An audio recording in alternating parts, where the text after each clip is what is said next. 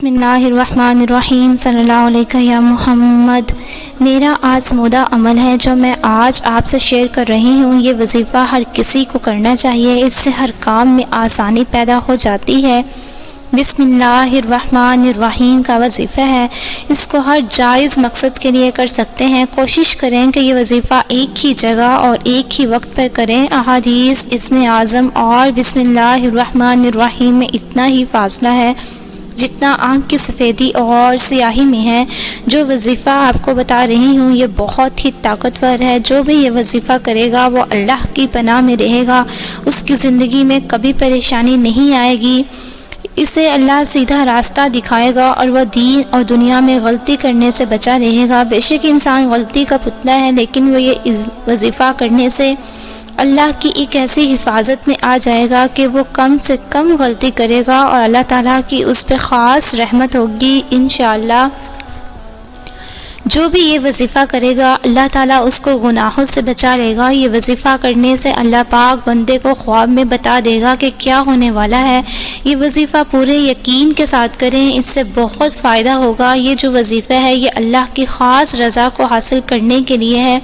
جو بھی یہ وظیفہ کرے گا وہ کسی کا محتاج بھی نہیں رہے گا، اس کو کبھی بھی کسی کے آگے ہاتھ تک نہیں پھیلانا پڑے گا، اس کو کسی سے مدد نہیں مانگنی پڑے گی۔ اللہ اس کی ضرورت کو خود پورا کر دے گا، یعنی اس کے دل کی خواہش اللہ خود پوری کر دے گا، اسے کسی سے مانگنا نہیں پڑے گا انشاءاللہ۔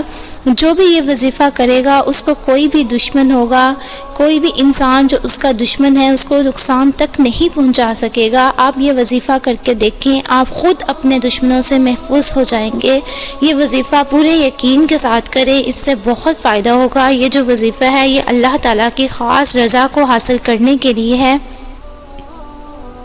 جو اس وظیفے کو اپنی روٹین کا حصہ بنا لے گا اس پہ کوئی بھی جادو ٹونا بھی اثر نہیں کرے گا، اور یہ وظیفہ کرنے والا جس سے بھی ملے گا، جس کے پاس جائے گا، سبھی اس کی عزت کریں گے، یعنی یہ وظیفہ کرنے والے کی عظمت میں بھی اضافہ ہوگا۔ اس وظیفے کو روزانہ ایک ہی وقت میں ایک ہی جگہ بیٹھ کر کرنا ہے۔ یہ وظیفہ کرنے سے پہلے وضو کرنا بہتر ہے، لازمی ہے، اور عورتیں اپنے خاص ایام میں بھی یہ وظیفہ جاری رکھ سکتی ہیں۔ اس وظیفے کی ایک اور زبردست فضیلت ہے، جو یہ وظیفہ پڑھے گا وہ بے نمازی ہوگا تو نماز کا پابند ہو جائے گا انشاءاللہ، بلکہ وہ شخص تہجد بھی پڑھنے لگ پڑے گا۔ یہ وظیفہ کرنے سے پہلے 11 بار درود ابراہیمی پڑھیں اور بعد میں آپ نے 1000 مرتبہ بسم اللہ الرحمن الرحیم پڑھنا ہے۔